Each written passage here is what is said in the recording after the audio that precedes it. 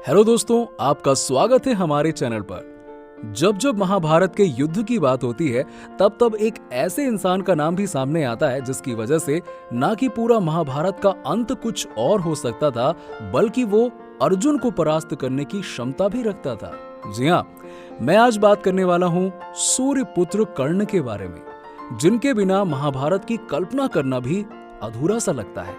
वो इंसान जो गलत लोगों के लिए लड़कर भी आज पूरी दुनिया में उसका नाम अच्छाई के लिए जाना जाता है। सूर्यपुत्र, जिसको एक रथ चालक ने पाल पोस कर बड़ा किया, इसीलिए उसको सूर्यपुत्र कर्ण भी कहा जाता है। वैसे तो कर्ण के पास इतनी विद्या थी कि वो लगभग अजेय थे, परंतु उन्हें मिले कुछ श्रापों की वजह से उनकी मृत्यु महाभारत के युद्ध में हुई। और क्यों उनकी मृत्यु के समय भगवान परशुराम उनसे मिलने आए और उस समय भगवान परशुराम ने कर्ण से क्या कहा, ये हम जानेंगे इस वीडियो में। दोस्तों, आपका स्वागत है हमारे चैनल पर, जहां हम ऐसी ही रोचक जानकारी वाली वीडियोस लाते रहते हैं। तो अगर आप भी हमारे चैनल पर पहली बार आए हैं तो हमारे चैनल को सब्सक्राइब करके बेल आइकन दबाना बिल्कुल ना भूलें। दोस्तों, कर्ण ने अपनी पूरी जिंदगी संघर्ष में ही जी है और जरासंध को हराने के बाद कर्ण को चंपा नदी का राजा भी बना दिया। पर गलती से या जानबूझकर हुए कुछ कर्मों की वजह से उनको 3 श्राप मिले, जिसमें से 2 श्राप उनको ब्राह्मणों से मिले, जो कि अनजाने में चलाए गए वाण की वजह से थे। परंतु तीसरा श्राप कर्ण को खुद भगवान परशुराम ने दिया था।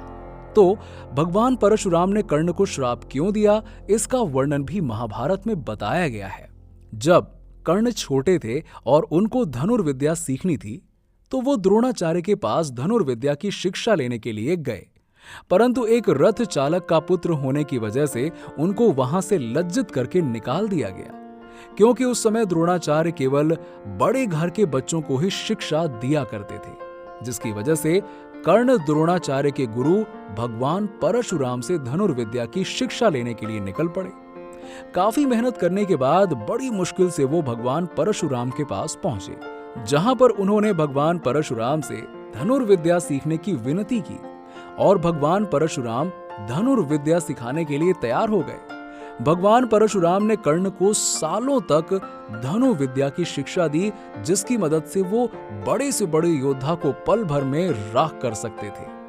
पर एक दिन जब भगवान परशुराम कर्ण के पैरों पर सिर रखकर विश्राम कर रहे थे, तब उस समय कर्ण के पास एक जहरीला बिच्छू आने लगा, जिसको अगर कर्ण हटाने गए तो उनके प्रिय गुरु परशुराम जी की नींद खराब हो जाती, जिसकी वजह से कर्ण ने उस बिच्छू को काटने दिया और कर्ण उस दर्द को काफी देर तक झेलते रहे।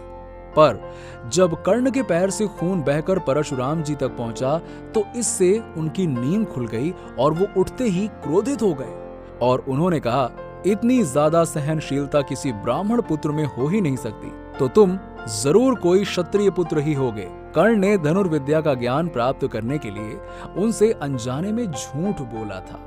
इसीलिए भगवान परशुराम ने उन्हें श्राप दिया कि जब उन्हें उनकी विद्या की सबसे ज्यादा जरूरत होगी तब वो उस विद्या को भूल जाएंगे। और जब कर्ण को महाभारत के युद्ध में उनकी विद्या की सबसे ज्यादा जरूरत पड़ी, तब उसी समय वो अपनी सारी विद्या भूल गए और अर्जुन के बाण से वो घायल हो गए। उसके अंतिम क्षणों में भगवान परशुराम उनसे मिलने आए और उन्होंने कहा, हे पुत्र, मैंने इसी दिन के लिए तुम्हें श्राप दिया था। अगर आज तुम वासुदेव कृष्ण के होते हुए भी ये युद्ध जीत जाते तो तब भी तुम्हें कुछ प्राप्त नहीं होता।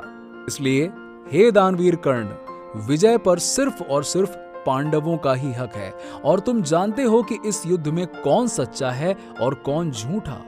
और वैसे भी तुम तो लेने के लिए प्रसिद्ध नहीं हो, बल्कि देने के लिए प्रसिद्ध हो। इसीलिए अपने भाग्य से लड़ो मत, बल्कि इसे स्वीकार कर लो। हे पुत्र, मेरे आशीर्वाद की छाया में आओ और याद रखो कि मृत्यु लोक हो या फिर स्वर्ग लोक, जब भी वीरों और महावीरों का नाम लिखा जाएगा तो तुम्हें भी सदैव याद किया जाएगा और सभी लोग दानवीर कर्ण की जय जयकार करेंगे। तो दोस्तों, ये थी भगवान परशुराम द्वारा दानवीर कर्ण को मिलने वाले श्राप की कहानी। आपको इस वीडियो में कुछ भी अच्छा लगा हो तो हमें नीचे कमेंट सेक्शन में कमेंट करके जरूर बताइएगा, और वीडियो पसंद आया हो तो इस वीडियो को लाइक करें, हमारे चैनल को सब्सक्राइब करना बिल्कुल ना भूलें और उस बेल आइकन को भी दबा दीजिएगा